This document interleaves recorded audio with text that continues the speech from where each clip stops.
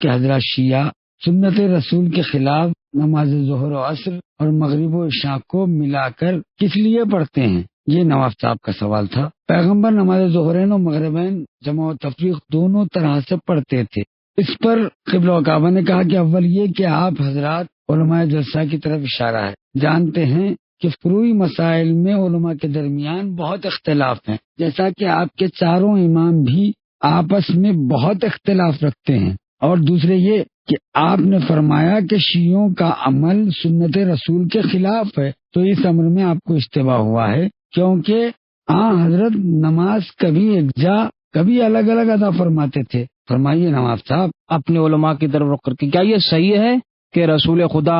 جمع اور تفریق دونوں طرح سے نماز بجا لاتے تھے؟ تو فقط سفر اور عذر کے موقع جیسے بارش وغیرہ میں اس طرح سے عمل فرماتے تھے تاکہ امت تعصب اور مشقت میں مبتلا نہ ہو، ورنہ حضور میں ہمیشہ الگ الگ پڑھتے تھے۔ میرا خیال ہے کہ قبلہ صاحب نے غلطی سے سفر کو عذر سمجھ لیا۔ فرمائیے قبلہ صاحب۔ نہیں، مجھ کو مغالطہ نہیں ہوا، بلکہ یقین رکھتا ہوں یہاں تک کہ آپ حضرات کی روایتوں میں موجود ہے کہ کبھی حضر میں اور کبھی بغیر کسی عذر کے بھی سرکار دو عالم نمازیں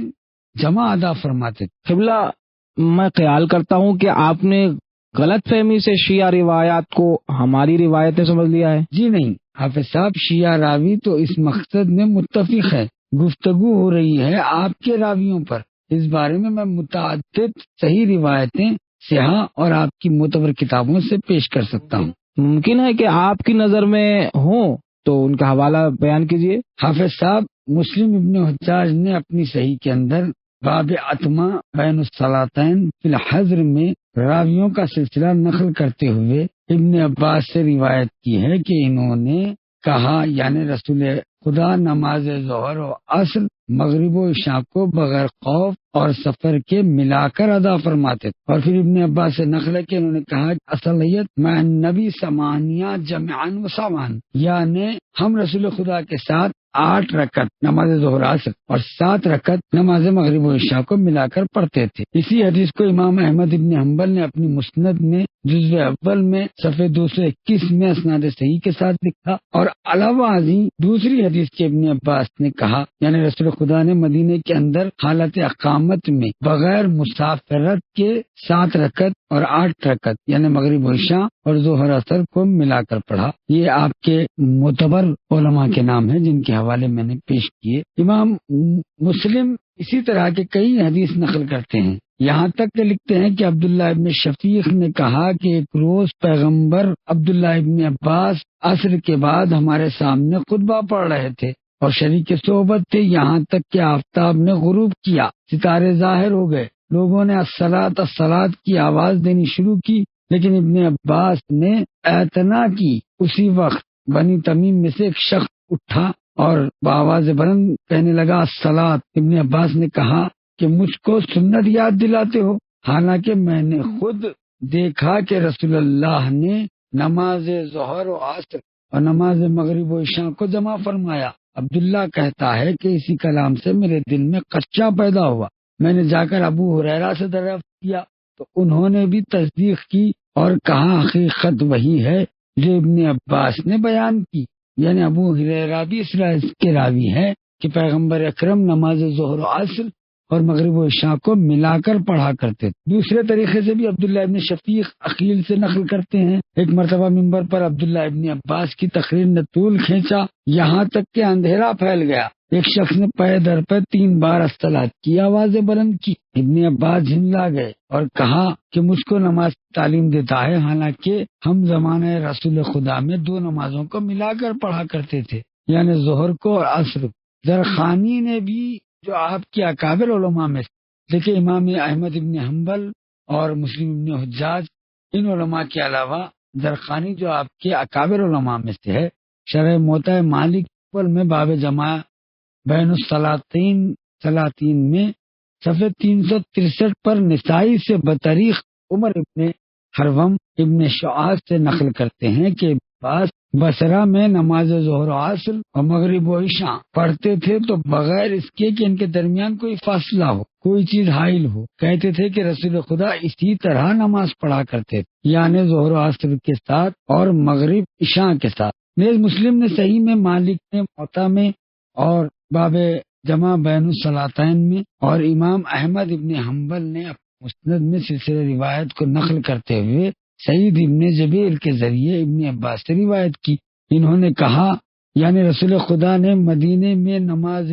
ظہر و عصر کو ملا کے پڑھا بغیر خوف و بارش کے۔ ابو زبیر کہتا ہے کہ میں نے ابو سعید سے سوال کیا کہ پیغمبر کس وجہ سے نماز کو جمع فرماتے تھے، تو سعید نے کہا کہ یہی سوال میں نے ابن عباس سے کیا تھا، تو انہوں نے جواب دیا، یعنی اس لیے جمع فرماتے تھے کہ ہاں حضرت کی امت میں سے کوئی شخص سختی اور مشقت میں نہ پڑے۔ اور چند دوسری روایتوں میں بھی نقل کرتے ہیں کہ ابن عباس نے کہا کہ رسول خدا نے ظہر و عصر مغرب و عشاء کے درمیان جمع فرمایا بغیر اس کے کہ کوئی خوف ہو یا بارش ہو۔ اس بارے میں روایتیں کثرت سے نقل کی گئی ہیں، لیکن جمع بین الصلاتین کے جواز پر سب سے واضح دلیل یہی جمع بین الصلاتین کے نام سے ایک ساتھ ابواب کی تعین اور اسی باب میں احادیث جمع کا نقل کرنا تاکہ جمع کے جائز ہونے کی دلیلیں ہیں، ورنہ ایک مخصوص باب حضر میں، ایک باب سفر میں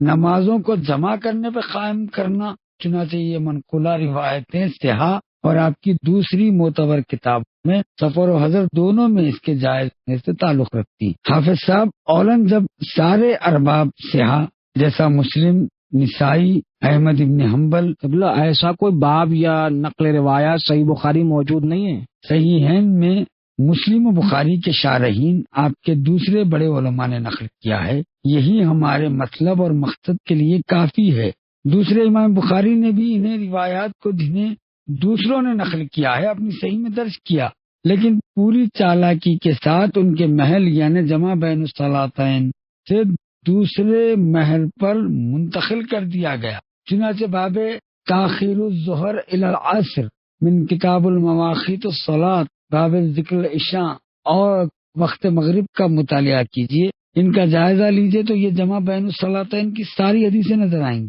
نتیجہ یہ ہے کہ جمع بین الصلاتین کی اجازت اور رخصت کے عنوان کے ساتھ ان حدیث کا نقل کرنا بتاتا ہے کہ یہ جمہور علماء فریقین کا عقیدہ ہے۔ ایسی صحیح مسلم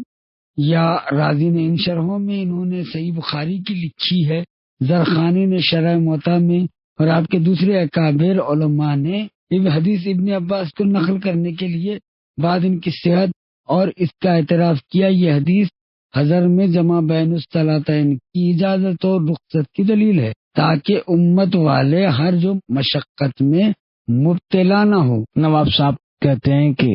کیوں کا ممکن ہے کہ زمانے رسول خدا صلی اللہ علیہ وآلہ وسلم سے یہ حدیث جمع کے عمل پر مروی ہوں، لیکن علماء حکم اور عمل میں ان کے خلاف راستہ اختیار کریں؟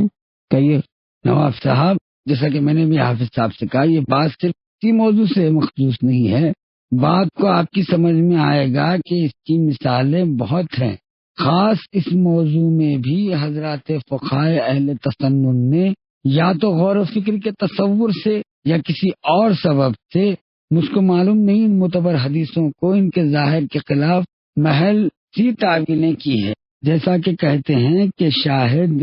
یہ حدیثیں عذر کے موقع سے تعلق رکھتی ہیں،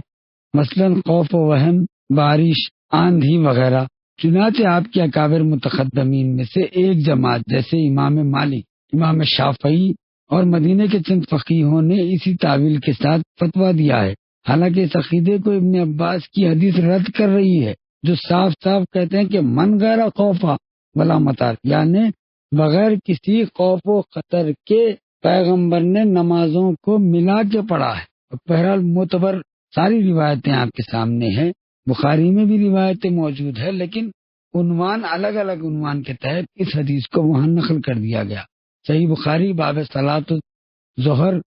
مع العصر والمغرب مع العشاء، صفحہ نمبر 392 جزء دوم میں۔ اسی طرح علامہ قسطلانی نے ارشاد الساری فی شرح صحیح بخاری میں اور دوسرے شارحین آپ کے علماء محققین نے ایک جم غفیر نے لکھا کہ اس قسم کی تعویلیں ظواہر احادیث کے خلاف ہیں۔ اس بات کی قید لگانا کہ ہر نماز حتمی طور پر الگ الگ پڑھنا ترجیح بلا مروجہ اور تخصیص بلا مختص ہے۔ نواب صاحب فرمائیے۔ پھر یہ اختلاف کہاں سے آیا کہ مسلمان بھائیوں کے دو گروہ آپس میں ایک دوسرے کی جان کے در پہ ہوں گے، باہم عداوت کی نظر سے دیکھتے ہیں اور اعمال کی مذمت و قضا کرتے ہیں؟ نواب صاحب، اولن یہ کہ آپ نے فرمایا کہ مسلمانوں کے دو گروہ آپس میں ایک دوسرے کو عداوت کی نگاہ سے دیکھتے ہیں، تو میں مجبور ہوں کہ شیعیان نے اہل بیت طہارت خاندان رسالت کی طرف سے دفاع کروں کہ ہم شیعوں کی جماعت برادران اہل تسنن کے علماء اور عوام میں کسی کو بھی حقارت یا عداوت کی نگاہ سے نہیں دیکھتے، بلکہ ان کو اپنے مسلمان بھائی سمجھتے ہیں۔ البتہ ہم کو بہت افسوس ہے کہ غیروں، خارجیوں، ناصبیوں اور امویوں کے غلط پروپیگنڈے اور شیاطین دین و انس کی تحریکیں برادران اہل سنت کے دلوں میں کس لیے گھر کر لیتی ہیں، یہاں تک کہ ہم اپنے شیعہ بھائیوں کو جو قبلہ، کتاب، نبوت، تمام احکام، واجبات، مستحبات پر عمل اور کبائر معاصی کے ترک میں ان کے ساتھ شریک ہیں، رافضی، مشرک، کافر جانتے ہیں، اپنے سے جدا قرار دیتے ہیں، بغض و عداوت کی نظر سے دیکھتے ہیں۔ ثانیاً آپ نے فرمایا کہ یہ اختلاف کہاں سے آیا، تو میں سوز دل کے ساتھ عرض کرتا ہوں کہ آتش بزاں شمع فتت کی بنا نہار، ابھی یہ عرض کرنے کا وقت نہیں ہے کہ اس قسم کے اختلافات کا چشمہ کہاں سے پھوٹا۔ شاید انشاءاللہ آئندہ راتوں میں موقع محل کی مناسبت سے اس کی نقاب کشائی کی جائے گی، آپ خود اصل حقیقت کی طرف متوجہ ہو جائیں گے۔ ثانیہ، نماز جمع و تفریق کے بارے میں حضرات فقہائے اہل سنت نے مذکورہ روایتوں کو جو مطلقاً نماز ظہر و عصر عشاء کو ملا کر پڑھنے کی اجازت دی اور اس پر دلالت کرتی ہے کہ امت کی سہولت و راحت و سختی کے لیے اس کی اجازت دی گئی اور سب اس پر متفق ہے۔ قبلہ صاحب، مجھ کو بہت مسرت ہے کہ میں نے پہلی ہی نشست میں قبلہ صاحب کے معلومات کا پتہ لگایا ہے اور یہ جان لیا کہ میرا فریق صحبت وہ شخص ہے جو زیادہ محدود نہیں ہے اور ہماری کتابوں سے پوری طریقے سے باخبر ہے، جس طرح سے جیسا کہ آپ نے فرمایا، بالکل بجا فرمایا قبلہ، کہ ہم اسی پہلی گفتگو کی طرف رجوع کریں۔ آپ کی اجازت سے میں یہ سمجھنا چاہتا ہوں کہ جب آپ نے فصیح و بلیغ بیان سے ثابت کر دیا کہ آپ حجازی و ہاشمی اور ایسے پاک نسب کے عامل ہیں